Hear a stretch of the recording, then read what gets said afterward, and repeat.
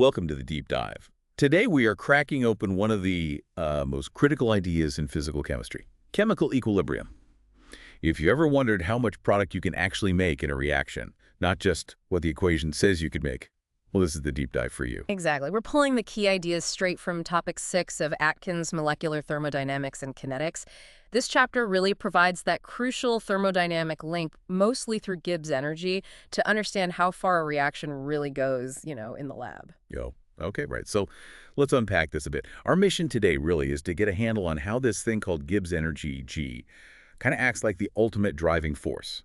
How it pushes a reaction towards this stable, dynamic equilibrium state, that point where reactants and products just coexist and the net change stops. Yeah, and the core concept, physically speaking, is actually quite elegant. It boils down to this. If you keep temperature and pressure constant, the mix inside your reaction vessel will always shift around compositionally.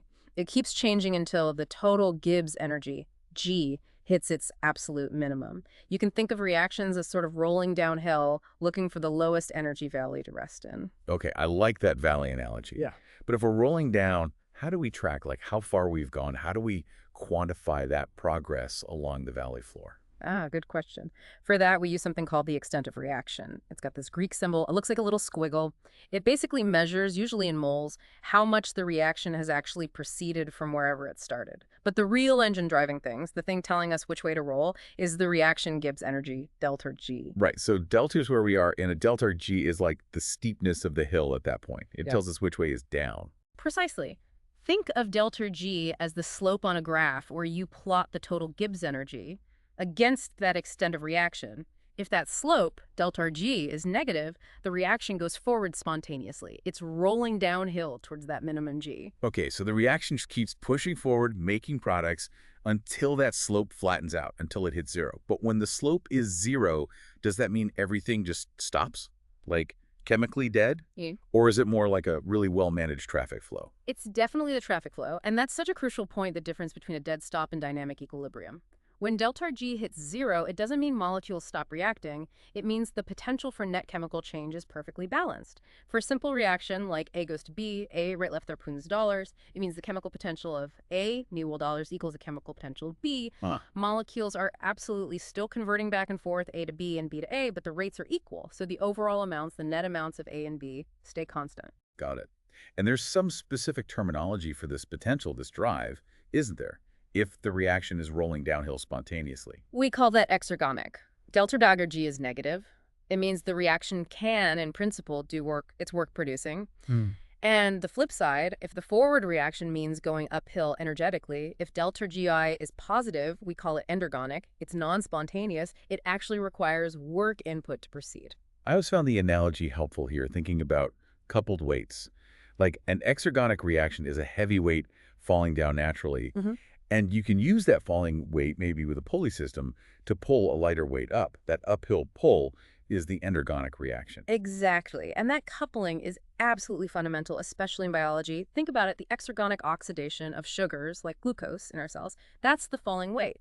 And that energy release is coupled to drive all sorts of endergonic uphill processes essential for life, like building proteins.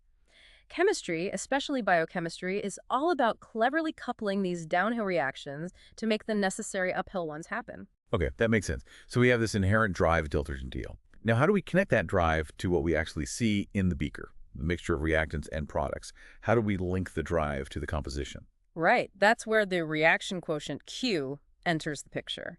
Q is like taking a snapshot of the reaction at any given moment. It's that familiar ratio. Yeah. You take the activities, think effective concentrations for now of the products, multiply them together, each raised to the power of its stoichiometric coefficient from the balanced equation. And you divide by the same thing for the reactants. Activities of reactants multiplied, raised to their powers. And the key relationship, the bridge, is this. The current drive of the reaction, delta G, depends on both its inherent standard drive, delta G, and where it is right now, which is captured by that RST ln Q term. The equation is delta G plus RT ln Q. Okay, so Q tells us the current state. And then when the reaction finally rolls into that valley bottom, when the drive stops, delta G delta's town. That's when Keeler stops changing too, and we give it a special name. Dollar is the thermodynamic equilibrium constant. Precisely. And setting delta G to 0 in that equation gives us one of the absolute cornerstones of chemical thermodynamics, delta G circ RT10, or rearranging delta G circ RT teco. This is huge.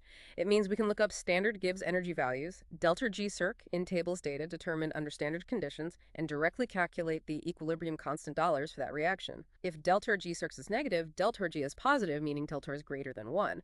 Products are favored at equilibrium. If delta G's are positive, delta is less than 1, reactants are favored. Now, you mentioned activities when defining Q and K. That's often a sticking point. Can you clarify what an activity is briefly and why it matters for how K looks? Sure. Activity, AJ, is basically the thermodynamically correct measure of a substance's contribution. It's like an effective concentration or pressure adjusted for non-ideal behavior, interactions between molecules, that sort of thing. But the crucial thing for this discussion is that activities are defined as dimensionless ratios. They compare the substance's current state to a standard state. Because activities have no units, the reaction quotient Q dollar and the equilibrium constant dollars are also dimensionless. They're just numbers, which is essential mathematically because you can only take the logarithm of a dimensionless quantity. Right. The Dave Van Q term. Exactly. And another key consequence of using activities, the activity of any pure solid or pure liquid in its standard state is defined as exactly 1. Since they're constant, as long as some solid or liquid is present, they effectively drop out of the expression for Q and K. Think about calcium carbonate decomposing. For textacavir-tunes, TeX-CaO plus TeX-KaO. Both TeX-KaO and TeX-CaO are solids. Their activities are 1. So the equilibrium constant dollar for this reaction simplifies beautifully. It's just equal to the activity of the TeX-CO2 gas, which, if we assume ideal gas behavior, is essentially just the numerical value of the partial pressure of TeX-CO2 at equilibrium relative to the standard pressure. Wow, okay. That simplifies things a lot. Now, one more point on this Gibbs energy curve.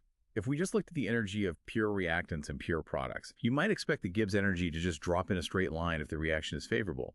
But we always see this curve, this dip, this minimum somewhere in the middle. You're saying that minimum exists because of mixing. Nature actually prefers a bit of a mix. You've nailed it. That U-shape, that minimum in the Gibbs energy plot that isn't at pure reactants or pure products, arises almost entirely because of the Gibbs energy of mixing, delta mix, G. Mixing things together always increases the entropy of the system. Think randomness, disorder. Thermodynamics loves entropy.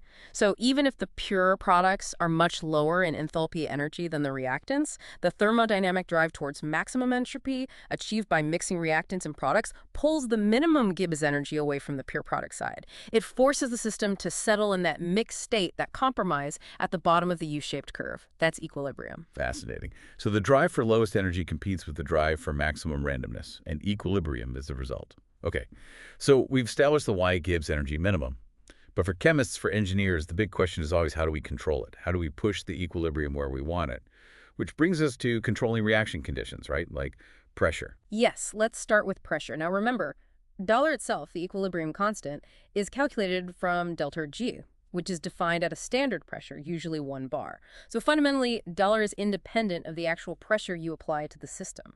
Wait, so changing the pressure doesn't change K, but surely it changes the amounts of stuff at equilibrium. Yes, it absolutely can change the composition at equilibrium, even though K is constant. The key is how you change the pressure and whether gases are involved. This is where Le Chatelier's principle comes in. The system, when disturbed, will shift in a way that minimizes the disturbance. The system fights back. Exactly. So imagine you have a reaction involving gases, and you increase the pressure by, say, compressing the volume. The system wants to relieve that pressure stress. How does it do that? It shifts the equilibrium towards the side of the reaction that has fewer moles of gas. Fewer gas molecules mean less pressure. Take our old example, right-left therpunes, 2 BGA. 1 mole of gas on the left, 2 moles on the right. If you crank up the pressure, It shifts left towards A to reduce the total number of gas molecules. precisely, to minimize the pressure increase. Conversely, if you decrease the pressure, it would shift right, making more B trying to fill the space. Okay, but what about adding an inert gas, like argon, to the container? That increases the total pressure, doesn't it? It does increase the total pressure, but here's the crucial distinction. If you add an inert gas while keeping the volume constant, you haven't actually changed the partial pressures of your reacting gases, A and B in our example, assuming they behave ideally. Since the partial pressures haven't changed, the reaction quotient Q hasn't changed relative to K. So adding an inert gas at constant volume has no effect on the position of the equilibrium. It's about partial pressures, not just total pressure. Got it. Constant volume is key there. Okay, what's the other big lever we can pull? Temperature. Temperature. Again, Le Chatelier gives us the qualitative picture. If you raise the temperature, the system tries to counteract that by absorbing heat. So raising the temperature will always favor the endothermic direction of the equilibrium, the direction that consumes heat. If you cool it down, it favors the exothermic direction, the one that releases heat. Makes sense trying to stabilize its temperature, but how do we quantify that? There must be an equation for how K changes with T. There is, and it's incredibly important. The Van Hoff equation. We don't need to go through the whole derivation, but the essential result is frac delta H dV. Look closely at that equation. It tells you that the rate of change of the logarithm of K with temperature is directly proportional to the standard reaction enthalpy, delta under insertion. Ah, so the enthalpy change dictates the temperature sensitivity. Exactly. And it confirms Le Chatelier perfectly. If the reaction is exothermic, delta H is negative. That means frac Tn dt is negative. So as temperature T goes up, THJ must go down. A smaller HE means a smaller K. Equilibrium shifts towards reactants. If the reaction is endothermic, delta HE is positive. Frac THE is positive. As T goes up, then whole goes up, meaning K increases. Equilibrium shifts towards products. And the bigger the enthalps change, positive or negative, the more sensitive K is to temperature changes. That is really powerful. And it leads to a neat experimental trick, doesn't it? If you measure K at different temperatures. Yes. You can use the integrated form of the Van Hoff equation. If you plot Nocota versus Untaller, the reciprocal of absolute temperature, you should get a straight line or close to it, assuming delta H doesn't change much over that temperature range. And the slope of that line is equal to delta HJ. So just by measuring equilibrium compositions at different temperatures, you can determine the standard reaction enthalpy without ever needing a calorimeter. That's brilliant. Measuring K to find H. Okay, this ability to determine fundamental thermodynamic properties experimentally leads us nicely into the last section, right? The connection to electricity. Absolutely.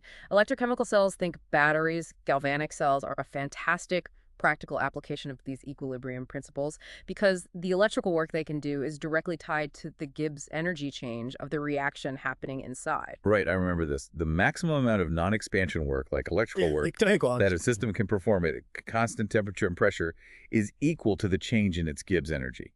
Delta G. And that's 2G. Exactly. And we can measure that electrical work potential very precisely as the cell potential, or voltage, A tex L, E tex cell. The fundamental link is delta G, Fe tex cell. Here, too, is the number of moles of electrons transferred in the balanced redox reaction for each mole of reaction extent, and F is the Faraday constant. Notice the minus sign. A positive cell potential, E tex cell, means a negative delta G, and a negative delta G means the reaction is spontaneous. So a positive voltage tells you the cell reaction will run spontaneously and generate electricity. Okay, higher voltage means more spontaneous, a bigger negative delta G. Now, earlier we saw that delta G depends on composition through the reaction quotient, Q. So, does the cell voltage also depend on composition? It has to. And that relationship is captured by the famous Nernst equation. It basically modifies the standard cell potential, the voltage when all reactants and products are in their standard states, usually activity 1, based on the current reaction quotient Q. The equation is V to tech cell Frank Q RTR. Look what happens. As the reaction runs spontaneously, products build up, reactants get used. This means Q increases. As Q increases, Q OPR increases, and that whole second term, NNQ2, gets larger.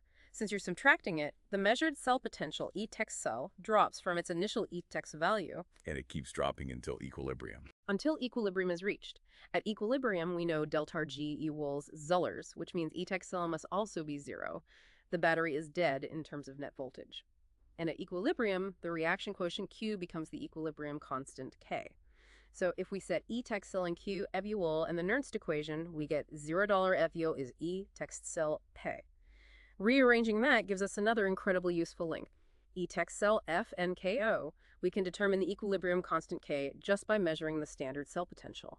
And this is especially useful for reactions that go almost totally to completion, right? Where K is enormous. Exactly. Measuring a K value of, say, 1030 or 1040 Wei by directly analyzing the tiny amount of reactant left at equilibrium is basically impossible. But the corresponding standard cell potential might be something quite reasonable, like 1 or 1.5 volts, which is easy to measure accurately. For instance, the Daniell cell, zinc and copper, has E-tech cell around 1.1 V, corresponding to a K around 125 times at room temperature. Electrochemistry lets us probe these extreme equilibria. Okay, so we can measure these potentials. But how do we report them in a standard way? We can't build every possible cell combination. Right. We use standard electrode potentials, often called standard reduction potentials. We need a reference point. By international convention, the standard hydrogen electrode, SHE, involving H plus ions at unit activity and hydrogen gas at 1 bar pressure over a platinum electrode, is defined as having a standard potential of exactly 0 volts at all temperatures. Then, we measure the standard potential of a cell made from our electrode of interest and the SHE.